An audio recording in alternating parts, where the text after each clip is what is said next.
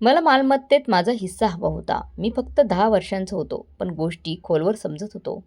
काकांच्या बोलण्यातून मला समजलं की ते मालमत्तेचा वाटा मागत आहे. त्यात तो घराचा प्लॉट होता जिथे आम्ही राहत होतो. मी सुरुवातीपासूनच थोडा शहाणा होतो, म्हणून लगेच मनात हिशोब मांडू लागलो. आमचे फक्त 2 भाऊ, पप्पा आणि काका. म्हणजे वाटणी झाली तर आमच्या वाट्याला काय येईल हे विचार करू लागलो. काका तो प्लॉट विकून काहीतरी व्यवसाय सुरू करायचा विचार करत होते. पण पप्पा त्या निर्णयाच्या पूर्ण विरोधात होते. त्यांना वाटत होते की त्या प्लॉटची किंमत पुढच्या काही वर्षात आणखीनच वाढेल आणि त्यातून चांगला फायदा होईल. या गोष्टीवरून दोघं भावांमध्ये मोठा वाद झाला. पप्पा दूरदृष्टी असलेले तर काका नेहमी घाई करणारे. मला त्यांची ती घाई कधीच समजली नाही. तरी ते माझ्यापेक्षा मोठे असल्यामुळे मी काही बोलू शकत नव्हतो. मी माझ्या पप्पांकडे पाहिलं. ते चिंतेने डोकं खाली घालून बसले होते. मला त्यांना असं पाहवत नव्हतं. वाद चालू असतानाच काकू आत आल्या आणि मला लगेच समजलं की हे सगळं त्यांचंच काम आहे. जर जगात सर्वे झाला असता आणि सर्वात मोठ्या बायकोचं गुलामाचं बक्षीस दिलं असतं तर ते नक्की माझ्या काकांना मिळालं असतं. ते कधीच स्वतःचा मेंदू लावत नसत, फक्त काकूंच्या आज्ञेवर चालत. आई म्हणायची की काकूंनी काकांवर काहीतरी जादू केली आहे, म्हणूनच ते तिचे गुलाम झाले आहेत. नाहीतर एवढं मूर्खपणा कोण करेल? त्यांना माहीत असूनही की पुढच्या काही दिवसात त्या फ्लॅटची किंमत कोट्यावधीमध्ये जाईल, तरी ते तो विकायचा हट्ट करत होते. वादाचं कारण एकच, प्लॉट विकायचा की ठेवायचा. गावात अजून थोडीशी शेती होती, पण ती फारशी उपयोगाची नव्हती. ती अजूनही आजोबांच्या नावावर होती. आईने अनेकदा पप्पांना सांगितलं होतं, कुलदीपजी, ती जमीन तुमच्या दोघांच्या नावावर करून घ्या, नाहीतर नंतर काही अडचण आली तर. माझी आई रेखा जास्त शिकलेली नव्हती, पण दुनियादारीचं ज्ञान तिच्याकडे होतं. पप्पा तिचं ऐकायचे, पण शेवटी निर्णय स्वतःच घ्यायचे. काकांच्या चेहऱ्यावरून स्पष्ट दिसत होते की ते काहीतरी वाईट करण्याच्या विचारात आहेत. ते एवढं रागात होते की वाटत होतं त्यांचं चाललं तर पप्पांना संपून टाकतील ते. पण पप्पा मोठे असल्यामुळे, त्यांच्यापेक्षा मोठे असल्यामुळे आणि निर्णय घेण्याचा अधिकार त्यांच्याकडे असल्यामुळे काकांना काही करता येत नव्हतं. काकांनी हट्ट धरला होता की तो प्लॉट त्यांना विकायचाच. आता मलाही राग येऊ लागला होता, पण आईने मला बजावलं होतं की तू काही बोललास तर आज रात्री तुला जेवण काही मिळणार नाही. तू मध्ये अजिबात बोलायचं नाही. आणि मी सकाळपासून भुकेला होतो. काकूने इतक्या उद्धटपणे बोललं की पप्पा निशब्द झाले. काका तर नेहमी तिच्या प्रत्येक शब्दाचे गुलाम होते. मला त्यांचा राग येत होता. पप्पा विचारात पडले होते की काकांना कसं समजवायचं, कारण प्लॉट 2 भागात विभागता येणं शक्य नव्हतं. तसं केलं असतं तर तो विकण्यालायक राहिला नसता. पप्पाने विचार करण्यासाठी थोडा वेळ मागितला. ते ऐकून काका काकूंना जणू समाधान झालं. त्यांच्या चेहऱ्यावर हसू आलं, जणू त्यांनी आग लावली होती. काकूंच्या चेहऱ्यावरचा गर्व पाहून माझ्या मुठी घट्ट झाल्या. बोलणी संपली आणि काकू आनंदाने त्यांच्या खोलीत गेल्या.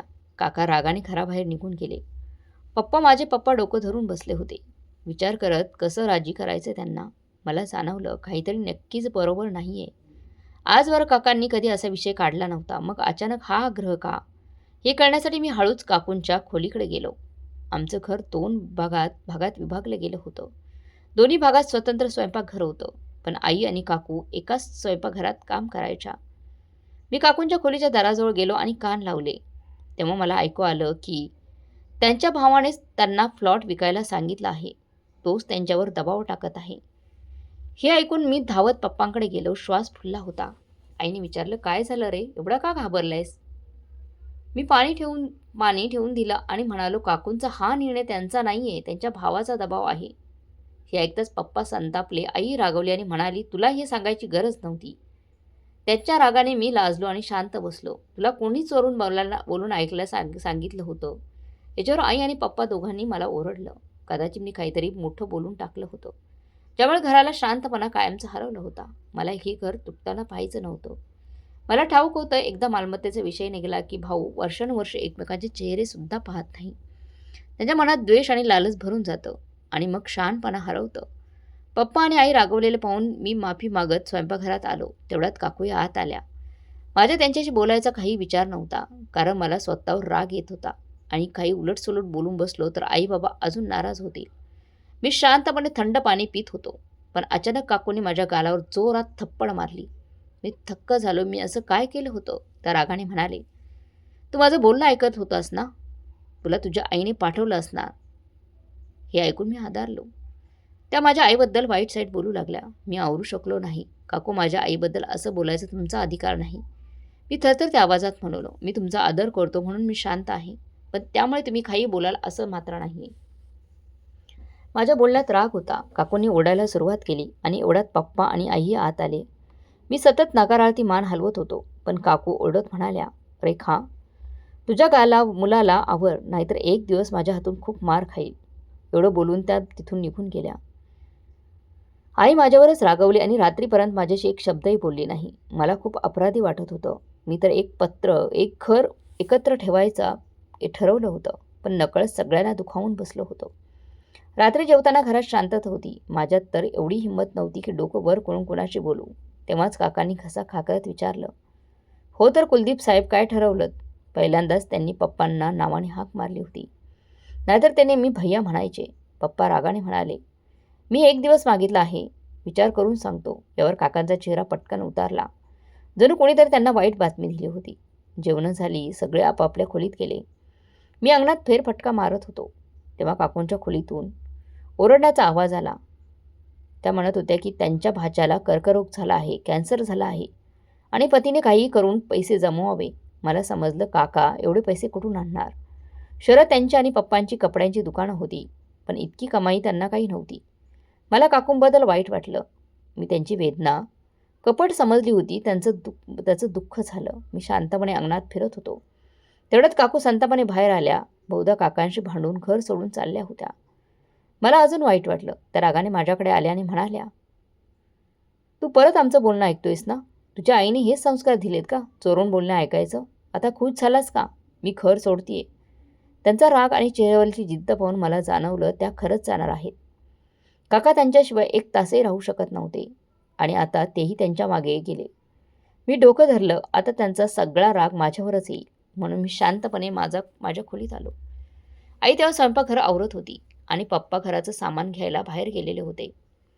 साधारणपणे ते मला पाठवत, पण या घरातले वाद इतके वाढले होते की मी बाहेर जाणं बंद केलं होतं. कारण लोक घराबाहेर आमचे आवाज ऐकायचे आणि मग गल्लीभर प्रश्न विचारायचे. त्यांच्या नजरा, प्रश्न आणि टोमणे मला सहन होत नव्हते. कपड्यांच्या दुकानाजवळ काही वृद्ध आणि काही रिकामटेकडे बसायचे आणि दुसऱ्यांच्या घरातील गोष्टींवर चर्चा करायचे, गॉसिप करायचे. त्यामुळे मी तिकडं जायचं टाळायचं ठरवलं. पण जेव्हा आई किंवा काकूंनी काही हवं असायचं तेव्हा मला पैसे देऊन पाठवायच्या त्या. आजही मी तिथे गेलो आणि नेहमीप्रमाणे त्या लोकांनी मला प्रश्नांनी घेरलं. मी त्रस्त झालो आणि मनात ठरवलं की आता काही काळ बाहेर जाणार नाही. रात्री झोप लागत नव्हती. तेवढ्यात पप्पा थकलेले, चिंताग्रस्त अवस्थेत घरी आले. त्यांचा चेहरा पाहून मन घट्ट झालं. आईने विचारलं, काय झालं जी? एवढ्या चिंतेत का दिसताय? पप्पा हळू आवाजात म्हणाले, बलराम म्हणतोय प्लॉट विकला नाही तर काही करू शकत नाही. तेव्हा आई म्हणाली, जर तुम्ही परवानगी दिली तर माझे दागिने विकून आपण त्यांना पैसे देऊ शकतो. असं केलं तर तो प्लॉटही पूर्णपणे आपल्या नावावर होऊन जाईल. उद्या आपल्या मुलाला चांगलं शिक्षण द्यायचं आहे, महागडी पदवी घ्यायची असेल तर हे पैसे उपयोगी पडतील. आईकडे जास्त सोनं नव्हतं, पण आजकाल सोन्याच्या किमती आकाशाला भिडलेल्या होत्या. म्हणून थोडंसं सोनंही खूप महाग मोलाचं होतं. पप्पा खोल विचारात पडले. मी मात्र त्या दागिन्यांचा विचार करत बसलो होतो. लाखोंचा तो सोन्याचा ठेवा. माझ्या मनात आलं की ते दागिने अजून काही काळ ठेवावेत. कदाचित सोनं आणखीन महाग होईल. पण आईचं मत वेगळं होतं. तिला तो प्लॉट राखून ठेवायचा होता, कारण त्यातून भविष्यात मोठं बळ मिळू शकलं असतं. आम्ही दोघं त्यांच्या बोलण्यात दमरमलो होतो. तेवढ्यात पप्पांचा फोन वाजला. बलराम काकांचा कॉल होता. ते लगेच बाहेर गेले. मी आणि आई घरात गप्पा मारत बसलो होतो. तेवढ्यात पप्पा घाई गडबडीत परत आले आणि चेहऱ्यावर घाबरलेपणा होता. ते म्हणाले, राधिका तर एकच हट्ट धरून बसली आहे, नाहीतर प्लॉट विक, नाहीतर ती बलरामला घटस्फोट देईल. हे ऐकून माझं हृदय थरारलं. घटस्फोट हा शब्द मी आयुष्यात पहिल्यांदाच ऐकत होतो. आई आणि पप्पा स्तब्ध झाले. मला वाटलं हे सगळं माझ्यामुळे झालंय. जर मी त्यांचं बोलणंच ऐकलं नसतं तर पप्पांनी कदाचित काकांना समजवण्याचा प्रयत्नच केला नसता. मी उगाच चोरून त्यांचं बोलणं ऐकलं. आई आणि पप्पा दोघे डोकं भरून बसले. मी त्यांच्या शेजारी बसलो आणि रडत म्हणालो, मी मुद्दाम त्यांचं बोलणं ऐकलं नाही, माझी चूक नाही.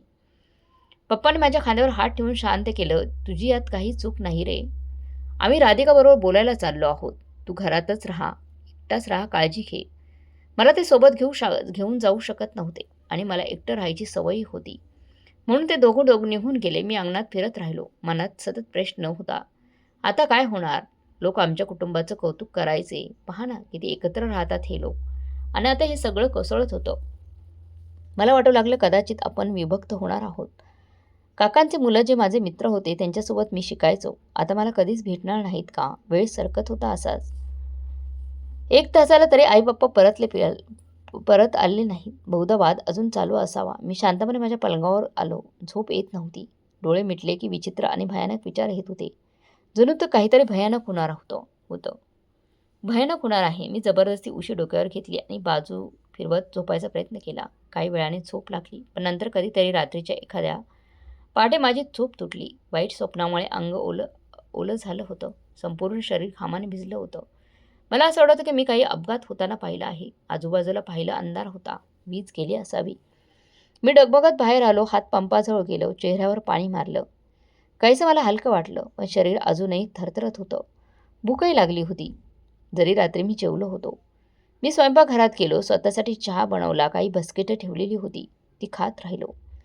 स्वप्नाला मी मनाचा भ्रम समजून विसरून गेलो. तेवढ्यातच घराचं गेट जोरात वाजला. मी स्वतः बंद करून झोपलो होतो. आजकाल चोरांचं प्रमाण वाढलेलं होतं. हातात चहाचा कप घेत मी गेटजवळ गेलो. समोर बलराम काका उभे होते. त्यांच्या पांढऱ्या शर्टवर सगळीकडे रक्ताचे डाग होते. माझे अंग शहारले. ते माझ्या गळ्यात पडले आणि रडू लागले. मी थरथर कापत उभा राहिलो. हे काय झालं आहे? काकाच्या कपड्यावर रक्त पाहून डोळ्यात पाणी आलं. पण एकच प्रश्न मनात, पप्पा कुठे आहेत? रात्रीचे 2 वाजले होते. काहीतरी फार मोठं घडलं होतं. काकांच्या ओठावर शब्द आले, तुझ्या आईवडिलांचा अपघात झाला आहे. माझ्या डोळ्यासमोर सगळं धुसर झालं. हातातील चहाचा कप माझ्या पायांवर पडला आणि तुटला. पण मला याची जाणीवही झाली नाही. शरीर थरथरायला लागलं. काका माझ्या खांदा पकडून म्हणाले, तुझ्या पप्पांची तब्येत खूप खराब आहे. ते शेवटच्या वेळी तुझ्याशी बोलू इच्छितात. मी त्यांना दूर ढकललं. रागाने ओरडलं, कधीच नाही. माझ्या पप्पांना काही होणार नाही. तुम्ही ठेवा तुमची सगळी मालमत्ता तुमच्याजवळ. आम्हाला काही नको. असं म्हणत मी घराबाहेर पडलो. काका माझ्या मागे आले. मोटरसायकल सुरू केली. पण मी रागाने आणि अश्रूंनी अंध झालेल्या अवस्थेत पायीच रस्त्यावर धावत होतो. काकांनी मला जबरदस्ती बाईकवर बसवलं आणि मला हॉस्पिटलकडे घेऊन गेले. त्यांच्या हातापायांना थरथर कापरे येत होते. अनेकदा ते पडता पडता वाचले. पण जणू कुणाची तरी प्रार्थना आमच्यासोबत होती. आम्ही दोघंही सुरक्षित पोहोचलो दवाखान्यात. तरी त्यांनी बाईक ज्या वेगात चालवली त्यात अपघात झाला असता तर काही नवीन नव्हतं. एवढ्या जोरात त्यांनी बाईक आणली होती. कसंबसं आम्ही रुग्णालयात पोहोचलो. आत गेलो तेव्हा पप्पा त्यांचा शेवटचा श्वास घेत होते. तेव्हा मी धावत त्यांच्या जवळ गेलो. त्यांच्या रक्ताने माखलेल्या शरीराला मिठी मारली आणि जोरजोराने रडू लागलो. पप्पा डोळ्यातून अश्रू वाहवत देवाचं नाव घेत होते. त्यांनी रक्ताने माखलेला माझा हात माझ्या डोक्यावर ठेवला आणि मी आणखीनच जोरात रडलो. बलराम काकाही थरथरत होते. काही क्षणातच पप्पा कायमचे शांत झाले. देवाघरी निघून गेले. मी त्यांच्या निर्जीव शरीराला बिलगत राहिलो जोपर्यंत नर्सने मला जबरदस्ती दूर ओढलं नाही. तेव्हा मला माझ्या आईची आठवण आली, जिची काळजी घ्यायची जबाबदारी पप्पांनी माझ्या हातात दिली होती. मी धावत ICUकडे गेलो, कारण आई ICUमध्ये येते. तिथे आई पट्ट्यांमध्ये गुंडाळलेली होती. डॉक्टरांनी सांगितलं की त्यांच्या पायावरचं नुकसान इतकं गंभीर झालं आहे की त्या पुन्हा चालू शकणार नाहीत. मी जमिनीवर कोसळलो आणि रडू लागलो. सकाळी 8 वाजता आम्ही घरी परतलो. माझी आई, जी स्वतःच्या पायांवर गेली होती, पाय अधू झाले होते, ती आता व्हीलचेअरवर बसलेली होती. पप्पांच्या अंतिम यात्रेची तयारी सुरू झाली होती. माझ्या हातात माठ दिला गेला आणि मी त्यांच्या आरतीच्या पुढे चाललो होतो. मला काही जाणवत नव्हतं. रस्त्यातून जाताना एक म्हातारी बाई बोलली, नक्कीच लहान भावानं मोठ्याला मारून संपत्तीवर कब्जा मिळवला असणार. हे ऐकून मी तिला रागाने पाहिलं. माझ्या चेहऱ्याकडे पाहून ती घाबरून मागे झाली. पण काकांनी हे शब्द ऐकले आणि तेही दुःखी झाले. लोकांच्या मनात कुजबूज सुरू झाली होती. मी मात्र काही ऐकण्याच्या मनस्थितीतच नव्हतो. शेवटी पप्पांचा अंतिम संस्कार झाले. आईला वारंवार तपासणीसाठी रुग्णालयात न्यावं लागत होतं. रात्री त्या वेदनेने मी झोपू शकत नव्हत्या. डॉक्टरांनी सांगितलं की त्यांच्या पायाचं ऑपरेशन करावं लागेल, नाहीतर संसर्ग पसरेल. मी ते ऐकून घाबरलो, पण शेवटी त्यांचं ऑपरेशन झालं आणि त्या कायमच्या अपंग झाल्या. त्यानंतर आईने जवळजवळ बोलायचंच बंद केलं. बस एका बिंदूवर नजर रोखून बसायच्या. त्यांचं असं होणं मला असंही होतं. 1 महिना रुग्णालयाच्या फेऱ्यांमध्ये गेला. आई थोड्या सावरल्या, पण मग पुन्हा काकूंचा वाद सुरू झाला. आता आम्ही पूर्णपणे काकांच्या दयेवर जगत होतो. घरात पुरुषाच्या निर्णयाला महत्त्व होतं आणि आता घरातील एकमेव मोठा पुरुष बलराम काका होता, जो आपल्या बायकोच्या म्हणण्यानुसार वागायचा. काकूंच्या चेहऱ्यावर समाधान होतं. आता त्या हव्या त्या गोष्टी करवून घेऊ शकणार होत्या आणि हळूहळू काकांनी आपला खरा स्वभाव दाखवायला सुरुवात केली. पप्पांच्या शहरात एक टॅक्सी होती, जी एक माणूस चालवायचा आणि उत्पन्नाचं अर्ध पप्पांना द्यायचा. पप्पांच्या निधनानंतर आमचं घर त्याच टॅक्सीच्या उत्पन्नावर चालत होतं. पण काकाने अचानक मम्मीला सांगितलं, तुला हवं होतं ना की प्लॉट विकू नये? ठीक आहे, आम्ही विकत नाही. हे ऐकून आई थोडी शांत झाली, कारण तीच पप्पांची शेवटची इच्छा होती. पण त्यांना हे माहीत नव्हतं की काका पाठीमागे काही वेगळंच डाव आखत आहेत. त्यांनी त्या माणसाकडून टॅक्सी परत घेतली आणि त्या टॅक्सीवर त्यांनी कब्जा केला. आता ते स्वतः दुकानात बसायचे आणि टॅक्सी एका नवीन ड्रायव्हरकडे दिली, जो त्यांना 60% हिस्सा देणार होता. मला ही गोष्ट समजल्यावर मला मात्र काकांचा खूप राग आला. मी थेट काकांच्या खोलीत गेलो आणि विचारलं, काका असं का केलं? ते म्हणाले, तुला काही माहीत आहे का? तो माणूस तुला फसवत होता. तो फक्त 50% देत होता. मी ठेवलेला माणूस 60% पैसे देतो. त्यांनी पैशांचा लालच दाखवून मला गप्प केलं आणि मीही लहान होतो, त्यामुळे त्यांच्या बोलण्यावर विश्वास ठेवला मी. काळ पुढे सरकत गेला. मी आता 11 वर्षांचा झालो होतो. माझा वाढदिवस आला, पण तो साजरा करण्यासारखं काहीच उरलं नव्हतं. आईने आग्रह केला तरी मी नकार दिला. मला वाटलं आनंद साजरा करणं पाप आहे, कारण आमचं आयुष्यच उद्ध्वस्त झालं होतं. साजरा तरी कसं करणार? दिवस सरकत गेले. एक दिवस आईच्या सांगण्यावर मी त्या नवीन ड्रायव्हरशी बोलायचं ठरवलं, कारण काका फक्त गरजेनुसार पैसे देत होते. मी विचार केला, आता मीच घराचा मोठा आहे. पप्पा नसल्यामुळे घराची जबाबदारी माझीच आहे. म्हणून मी त्या ड्रायव्हरला भेटायला बाजारात गेलो. तो एका दुकानात काम करत होता. मला वाटलं कदाचित तो दुकानानंतर टॅक्सी चालवत असेल. मी विचारलं, तू अजून टॅक्सी चालवतोस ना? तो म्हणाला, मला ती टॅक्सी फक्त 1 महिन्यासाठी दिली होती. 1 महिन्यानंतर तुझ्या काकांनी ती परत घेतली आणि विकून टाकली. ती टॅक्सी विकून टाकली हे ऐकून माझ्या पायाखालची जमीनच सरकली. काकांनी ना आईची परवानगी घेतली. परवानगी न घेता पप्पांची टॅक्सी विकून टाकली होती. मला संताप आला. मी थेट त्यांच्या दुकानात गेलो. ते कामात मग्न होते. सुरुवातीला मी शांतपणे शाळेच्या फीबद्दल बोललो. त्यांनी थंडपणे उत्तर दिलं, उद्यापासून तुझं शाळेत जाणं बंद, तू दुकानात ये. त्यांच्या शब्दांनी माझा जीव घोटला. मी डॉक्टर बनायचं स्वप्न पाहत होतो आणि ते एका क्षणात मोडलं. मी काही बोलू शकलो नाही. मनात ठरवलं, घरी जाऊन मम्मीला सांगतो, कदाचित ती काही करू शकतील. मी घरी गेलो आणि सगळं सांगितलं. आई खूप रडली, चिडली. तिच्याकडे अजून काही दागिने होते, पण आता आधार उरला नव्हता. मला ठरवायचं होतं की पुढचं पाऊल काय. रात्री काका घरी आले. जेवले, थोडे विसावले, तेव्हा मी आईला घेऊन त्यांच्या खोलीत गेलो आणि काकाने विचारलं, काका तुम्ही टॅक्सी का विकली? काका म्हणाले, अरे ती टॅक्सी तर जुनी खटारा झाली होती ना, काही कामाची नव्हती. मग काका म्हणाले, म्हणूनच ती टॅक्सी 2 लाख रुपयात विकली. हे ऐकून मी थक्क झालो. जी टॅक्सी 15 लाख रुपयात घेतली होती ती 2 लाखात कशी काय विकली जाऊ शकते? नक्कीच यात काहीतरी काळं होतं. काकाने बहुधा ते पैसे त्यांच्या सासऱ्यांना दिले असावेत. हे मला अजिबात मान्य नव्हतं. माझ्या स्वर्गवासी पप्पांची मेहनतीची कमाई वाया जाणं मला सहन होत नव्हतं. त्यांचे सासरे कोणत्या हक्काने पैसे घेत होते? त्यांचा मुलगा तर कधीच मरण पावला होता. मी काकांशी खूप वाद घातला, पण त्यांनी पैसे परत देण्यास नकार दिला. मग मी आईला दागिने विकायला सांगितलं, कारण मला त्यांना या अवस्थेत पाहत नव्हतं. आईने जेव्हा दागिन्याचा डबा उघडला तेव्हा दिसलं की जवळपास तो दागिन्यांचा डबा रिकामा झाला होता. एक करून बहुतेक दागिने आधीच विकले गेले होते आणि आईला याचं भानच नव्हतं. हे पाहून मी डोकंच धरून बसलो. आता काय करायचं हेच समजत नव्हतं. काकूला हे सगळं माहीत असावं असं मला वाटलं. जेव्हा मी त्यांना हे सांगितलं तेव्हा त्यांच्या चेहऱ्यावरच्या हसण्याने माझं मन पेटून उठलं. म्हणजे आमच्या दुःखात त्यांना समाधान मिळत होतं. दुसऱ्या दिवशी भुकेने त्रस्त होऊन मी काकूंकडे नाश्ता मागायला गेलो. त्यांनी हसत म्हणाल्या, मुक्तखोर कुठले, काम करण्याचा विचार करा. घरात पैसाही नाही आणि खायला आलात. नाश्ता पाहिजे तुम्हाला. आणि एवढं बोलून त्यांनी मला काहीच दिलं नाही. मी उदास होऊन आईकडे आलो आणि म्हणालो, आई तू नाश्ता कर. पण काकूंनी लगेच स्वयंपाकघराला कुलूप लावलं आणि जाहीर केलं की त्यांच्या परवानगीशिवाय कुणी आत पाऊल ठेवणार नाही. हे ऐकून मी आणि माझी आई दोघेही रडू लागलो. आम्ही आता पूर्णपणे काकूंच्या दयेवर होतो. हे आमच्यासोबत कसं करू शकले? तेही आपलेच होते, पण आता वेळेने दाखवून दिलं होतं की कोण आपलं आणि कोण परकं. मी खूप निराश झालो आणि भुकेल्या पोटीच दुकानात गेलो. काकांनी माझ्याशी तिथे नोकरापेक्षाही वाईट वागणूक दिली. मी रडत घरी आलो आणि सगळं आईला सांगितलं. पण काकांना काहीच फरक पडला नाही. त्यांनी आम्हाला रात्रीचं जेवणही दिलं नाही. 24 तास उलटले, आम्ही दोघं उपाशी होतो. आईचा चेहरा पांढरा पडला होता. मला तर पोटदुखीने थरथर कापायला लागलं होतं. पण काकांना आमच्यावर दया आली नाही. का बरं त्यांचं हृदय एवढं दगडाचं झालं होतं? फक्त पैशांसाठी, प्रॉपर्टीसाठी? मी वारंवार काकूंना विनंती केली. आता मी दुकानात काम करतो, पैसेही मिळवतो, कृपया स्वयंपाकघराचं कुलूप काढा. पण त्यांनी मला ओरडून हाकललं आणि खोलीबाहेर ढकललं. मी रडत रडत आईकडे परतलो. आम्ही 3 दिवस उपाशी राहिलो. 4थ्या दिवशी मात्र माझा संयम संपला. मी ठरवलं आता पुरे झालं. मी सगळ्या नातलंगांना बोलावून काकांविरुद्ध न्याय मागायचा. ते ऐकून काका काकू थोडे मवाळ झाले आणि थोडे सौम्य वागायला लागले. हळूहळू 3 वर्ष अशीच गेली.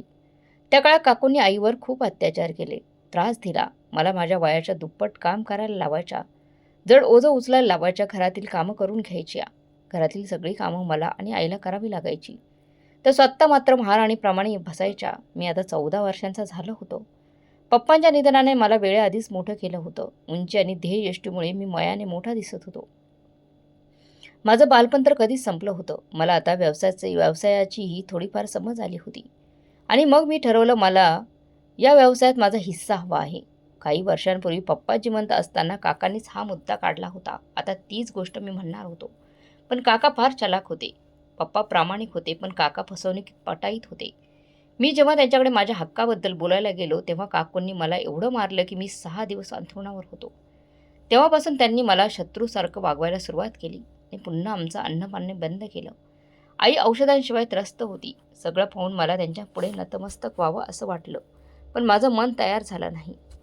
मग एक दिवस त्यांनी मला आणि आईला मारहाण केली आणि घराबाहेर हाकलून दिलं. आईकडे फक्त एक सोन्याची अंगठी उरली होती. तीच आमचा शेवटचा आधार. हे घर आजोबांच्या नावावर होतं. मला वाटलं होतं की मला यात माझा हिस्सा मिळेल. पण काकांनी पैसे देऊन बनावट कागद तयार करवले आणि सगळी जमीन, सगळी प्रॉपर्टी स्वतःच्या नावावर करून घेतली. त्यांनी सिद्ध केले की त्यांचा भाऊ म्हणजे माझे पप्पा आता जिवंत नाहीत आणि त्यांना कोणतंही अपत्य देखील नाही. आम्ही आधीच घराबाहेर हाकलले गेलो होतो. त्यामुळे लोकांनीही खोटी साक्ष दिली. कदाचित त्यांनाही पैसे दिले गेले असावेत. पैसे चारून काकांनी सगळं करून घेतलं होतं. मी सगळं देवावर सोडलं. आईची अंगठी विकली आणि 3,000 रुपये महिन्याचं भाड्याचं छोटंसं घर घेतलं. पावसात त्या घराच्या छपरातून पाणी गळायचं, पण आता त्याच छोट्या घरात आमचं आयुष्य पुन्हा सुरू झालं, शून्यातून. त्या घरात पाण्याची सोय नव्हती. गॅसही कधी यायचा तर कधी जायचा. या घरात आम्हाला अनेक अडचणींचा सामना करावा लागत होता. पण किमान इथे आम्ही स्वतःचे निर्णय घेऊ शकत होतो. आमच्या डोक्यावर कुणी नव्हतं आणि आईचा अत्याचार करणारा कुणी नव्हता. आम्ही जसे जगू इच्छित होतो तसे जगत होतो. 1 महिना मी नोकरी शोधत फिरलो. शेवटी मला एका वर्कशॉपमध्ये काम मिळालं. तिथे 10 दिवस झाले होते. तेव्हाच एका वर्तमानपत्रात मला एका फॅक्टरीत रिक्त जागेची जाहिरात दिसली. ते वाचून मी आनंदित झालो आणि दिलेल्या पत्त्यावर पोहोचलो. त्यांनी मुलाखत घेतली. त्यांनी माझं वय पाहून नोकरी देण्यास पहिल्यांदा नकार दिला. पण मी त्यांच्या पाया पडलो तेव्हा त्यांचं मन पटलं आणि त्यांनी मला कामावर घेतलं. काम फार कठीण नव्हतं, पण रोज 10 तास गाढवासारखं काम करावं लागायचं. पगार एवढा होता की आमच्या गरजा भागू शकतील. मी आनंदाने तिथे काम करू लागलो. त्याचबरोबर मी एका सरकारी शाळेत प्रवेश घेतला. शिक्षकांनी सांगितले की घरच्या जबाबदाऱ्यांमुळे मी रोज येऊ शकणार नाही, पण परीक्षेच्या वेळी स्वतः अभ्यास करेन. सुदैवाने शाळेतील शिक्षक समजूतदार होते आणि त्याने माझं ऐकलं. सकाळी मी फॅक्टरीत काम करायचो. रात्री शाळेनंतर शिक्षकांच्या घरी जाऊन थोडं शिकायचो. मग पुन्हा थोडं स्थिर झालं होतं. पण एके दिवशी जेव्हा मी घरी आलो तेव्हा पाहिलं, आई बेशुद्ध होऊन व्हीलचेअरवरून खाली पडली होती. मी धावत तिच्याजवळ गेलो. कामामुळे माझे हात आता मजबूत झाले होते, म्हणून मी आईला उचलून जवळच्या सरकारी रुग्णालयात नेलं. डॉक्टर मॅडम म्हणाले की आई नीट औषधे घेत नव्हती, म्हणूनच तब्येत बिघडत आहे. त्यांच्या आहाराकडे दुर्लक्ष झालं होतं. हे ऐकून मला अपराधी वाटलं. मी पप्पांना वचन दिलं होतं की आईची काळजी घेईन, पण ते वचन मी पाळू शकलो नव्हतो. डॉक्टरांनी दिलेली औषधं घेतली, काही फळं विकत घेतली आणि आईला घरी आणलं. आई विचारत होती, हे पैसे कुठून आणले? पण मी शांत राहिलो. त्या दिवशी वर्कशॉपवरून मला 10 दिवसांचा पगार मिळाला होता. मला चांगला माणूस होता. त्यांनी सांगितलं की मी हवं तर रोज 1 तास अतिरिक्त घेऊन येऊन काम शिकू शकतो. मी लगेच ठरवलं की जाईन, पण कारण मला पैशांची गरज होती आणि काहीतरी शिकणंही आवश्यक होतं. आता माझं आयुष्य व्यस्त झालं होतं. एके दिवशी रुग्णालयात पुन्हा काकांची भेट झाली. समजलं की काकूंची तब्येत बिघडली आहे. त्यांनी मला पाहिलं, पण काही विशेष बोलले नाहीत. मी त्यांना दुर्लक्ष केलं, कारण आता मला भांडण नको होतं. मला स्वतःचं काही करायचं होतं. देवाच्या कृपेने माझाही पगारही वाढला होता. घराची परिस्थिती हळूहळू सुधारत होती. फक्त आईचं आरोग्य अजूनही चिंतेत होतं. मी कामावर जाताना सतत तिची काळजी वाटायची. त्या अपघातानंतर माझ्या मनात कायम एक भीती बसली होती. जर आईलाच काही झालं तर माझं काय होईल? माझ्या जगात तीच माझं सर्वस्वी होती. 3 दिवस गेले. आईची तब्येत थोडी सुधारली. मला पहिल्या महिन्याचा पगार मिळाला. मी घरासाठी रेशन आणलं. काही पैसे साठवून ठेवले. गरजेच्या वेळी उपयोगी पडतील म्हणून. एके दिवशी कळालं की फॅक्टरीचा मालक येणार आहे आणि सर्वांनी नीट काम करायचं. कारण यावेळेस बोनस मिळणार आहे. हे ऐकून मी खूप आनंदी झालो. मला घराच्या छपराची दुरुस्ती करायची होती. कारण पावसात ते गळायचं. म्हणून मी पूर्ण जोमाने कामाला लागलो. फॅक्टरीत माझ्या प्रामाणिकपणाची सर्वांनी दाद दिली होती. जेव्हा मालक आला ते आम्ही सगळे एका रांगेत उभे राहिलो. सर्वांनी डोकं खाली केलं होतं. पण पण मला जाणवलं की कोणीतरी माझ्याकडे बघत आहे. मी वर पाहिलं. मालक माझ्याकडेच पाहत होता. तो हसला आणि माझ्याकडे आला. म्हणाला, "मला तुझा चेहरा कुठेतरी पाहिल्यासारखा वाटतोय." मी हसलो. कारण त्यांना मला कुठे पाहिलं असणार. तो पुढे विचारला, तुझ्या आईचं नाव काय आहे?" हे ऐकून मी थोडा गोंधळलो. मी सार्वजनिक ठिकाणी घरच्या स्त्रियांचं नाव घेणं आवडत नव्हतं. पण तो माझा मालक होता. मला भीती वाटली की मी काही बोललो नाही तर माझी नोकरी जाईल. म्हणून मी हळू आवाजात म्हणालो, "माझ्या आईचं नाव रेखा आहे." हे ऐकून तो अजूनच भावूक झाला. त्याने विचारलं, "तुझ्या वडिलांचं नाव काय?" मी म्हटलं, "कुलदीप." तेवढं तो अचानक रडू लागला. माझ्याजवळ आला आणि मला घट्ट मिठी मारली. सगळे कामगार आमच्याकडे पाहत होते. मी थक्क झालो. हे काय घडतंय? तो मला आपल्या ऑफिसमध्ये घेऊन गेला. त्याचे डोळे लाल झाले होते. हात थरथरत होते. मी विचारलं, "सर, काय झालं? तुम्ही असं का रडताय? तुम्ही माझ्या आईला ओळखता का?" त्यांनी थरथरत्या आवाजात उत्तर दिलं, "हो, मी तुझ्या आईला खूप चांगलं ओळखतो. कारण ती माझीच सख्खी मुलगी आहे." हे ऐकून मी थक्क झालो. तोंड उघडंच राहिलं आणि डोळे विस्फारले. आईने कधीच माझ्या आजोळचा उल्लेख केला नव्हता. फक्त एक मावशी होती जी नर्स होती आणि आईची जिवलग मैत्रीण होती. मी तिलाच मावशी म्हणायचो. जेव्हा जेव्हा मी आजोळबद्दल विचारायचो तेव्हा आई त्या मावशीबद्दलच बोलायची. मला वाटायचं बस हाच आमचा परिवार आहे. नाना-नानींचं निधन झालं असावं असं मी गृहीत धरलं होतं. मी कधी आईला अधिक विचारलं नव्हतं माहेरच्याबद्दल आणि तिनेही कधी काही सांगितलं नव्हतं. समोर बसलेला तो माणूस इतका प्रभावशाली दिसत होता की त्याच्याकडे पाहिलं की शब्दच सुचेनात. मी त्यांच्याकडे नजरेने पाहत राहिलो. ते शांतपणे म्हणाले, "बेटा, तुझ्या आईला घेऊन ये. मी मरण्यापूर्वी माझ्या मुलीला एकदा भेटू इच्छितो." त्याची वाक्य ऐकून माझं मन हादरलं. मी विचारलं, तुम्ही तुमच्या मुलीला सोडून दिलं होतं का? जर तुम्ही जिवंत होतात तर माझी आई एवढ्या दारिद्र्यात का जगली? तुम्ही तिला भेटायला का आला नाहीत? कृपया मला खरं सांगा."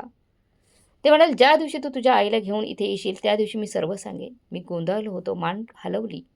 मी वचन दिले, "मी नक्की घेऊन येईन." तो दिवस त्या अवस्थेत गेला. मी आईला काही सांगू शकलो नाही.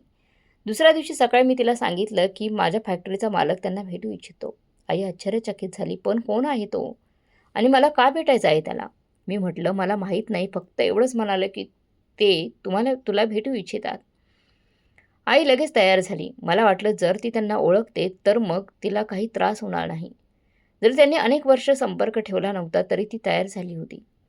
तो दिवस संपायलाच तयार नव्हता. मला पुढच्या सकाळची उत्कंठा लागली होती.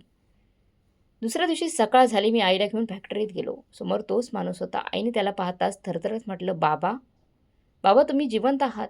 हे ऐकून मी थक्क झालो.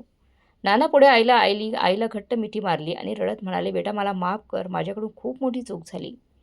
मी गोंधळलो. "आपण कोडी बोलताय. कृपया सगळं स्पष्ट सांगा." नानांनी दीर्घ श्वास घेतला आणि सांगू लागले, "मी एका श्रीमंत व्यापाऱ्याच्या घरी ड्रायव्हर होतो. माझी पत्नी गावात राहायची आणि मी शहरात काम करायचो. माझा मालक अत्यंत श्रीमंत होता. त्याची मुलगी माझ्यावर प्रेम करू लागली. तिने मला लग्नासाठी भाग पाडलं पण मी नकार दिला. कारण मी आधीच विवाहित होतो आणि माझी एक लहान मुलगी होती. मी माझ्या पत्नीशी फसवणूक करू इच्छित नव्हतो. पण काही दिवसांनी माझे मालक आजारी पडले. त्यांनी मला वचन दिलं की मी त्यांच्या मुलीची काळजी घेईन. मी मजबूर झालो होतो आणि तिच्याशी मी लग्न केलं. लग्नानंतर आम्ही लंडनला गेलो. मी माझ्या पहिल्या पत्नीस सांगितलं की मी कामासाठी लंडनला जात आहे. मी तिला खोटं सांगितलं. पण काही दिवसांनी आमचा संपर्क तुटला. त्यानंतर एके दिवशी आमच्या गावात भीषण पूर आला. माझं घर, माझी पत्नी आणि माझी मुलगी सगळं वाहून गेलं. त्यावेळी माझी मुलगी सुमारे 10 ते 12 वर्षांची होती. तिच्या फोटोची देवाणघेवाण माझी पत्नी माझ्याकडे नेहमी करायची. पण त्या पुरानंतर काहीच उरलं नाही. जेव्हा मी परत आलो तेव्हा घर नव्हतं, माणसं नव्हती. मी सर्वत्र शोधलं पण निष्फळ. कुणीही भेटलं नाही आणि नंतर कुणीतरी चुकीची बातमी पसरवली की मी मेलो आहे. तेवढ्यात ते शांत झाले. मी आईकडे पाहिलं आणि आई म्हणाली, जेव्हा आपण बराच काळ संपर्क ठेवला नाही, तेव्हा आम्ही काही लोकांकडून चौकशी केली. काही श्रीमंत लोक लंडनहून आले होते. त्यांनी सांगितले की आपण आता या जगात नाहीत.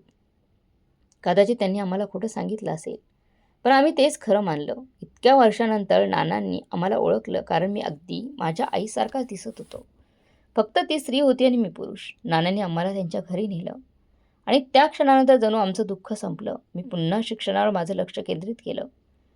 नाना आईला फॅक्टरीतले कामकाज शिकवत होते. मी आईला सगळं सांगितलं आणि ती काकूंकडे भेटायला उत्सुक झाली. त्यांनी एकत्र अनेक वर्ष घालवली होती. तिच्या आग्रहाखातर मीही गेलो. नंतर काकू अंथरुणाला खिळली होती. आम्ही दोघांनी तिला माफ केलं. असं वाटलं ती आमच्या क्षमेची वाट पाहत होती. तिने आमच्यावर जे अत्याचार केले त्या आठवणीत माझ्या मनात अजून जिवंत होत्या. जेवण न देणं, आईवर हात उचलणं, आईचा हात जाळणं, अपमान करणं, पण आता ते सर्व संपलं होतं. काही दिवसांनी काकूंनी प्राण सोडले. आई तिच्या अंत्यविधीसाठी गेली आणि सर्व विधी पूर्ण करूनच परतली. काकांची मुलं अजून लहान होती, त्यामुळे त्यांच्या सासरच्यांनी त्यांच्या धाकट्या अविवाहित मुलीचं लग्न काकांशी लावलं, जेणेकरून मुलांचं संगोपन नीट होईल. देवाची कृपा, काकांची दुसरी पत्नी खूप चांगली निघाली. तिने मुलांची उत्तम काळजी घेतली. आज ते सगळेही चांगलं आयुष्य जगत आहे आणि मला माझ्या आयुष्याबद्दल आता काही तक्रार नाही. या सगळ्या प्रसंगांनी मला माणसाचे बदलते चेहरे पाहायला शिकवलं. आता मी पूर्णपणे माझ्या शिक्षणावर लक्ष केंद्रित केलं आहे. मला माझ्या वडिलांचं स्वप्न पूर्ण करायचं आहे. ते मला डॉक्टर बनवताना पाहू इच्छित होते. नाना माझी खूप काळजी घेतात. त्यांची दुसरी पत्नीही आता दिवंगत झाली आहे. आता त्यांना अपत्य नाही, त्यामुळे त्यांनी संपूर्ण फॅक्टरी आईच्या नावावर केली. देवाचे आभार, ज्यांनी मला संकटात टाकूनही जगातील सर्वात सुंदर भेट दिली. माझे नाना, जे माझे आज मित्र, आधार आणि वडिलांसारखे आहेत. तर मग मित्रमैत्रिणींनो, तुम्हाला आजची कथा कशी वाटली कमेंट बॉक्समध्ये नक्की कळवा. कथा चांगली वाटली असेल तर लाईक, शेअर, सबस्क्राईब नक्की करा. भेटूया पुढच्या कथेमध्ये. तोपर्यंत धन्यवाद.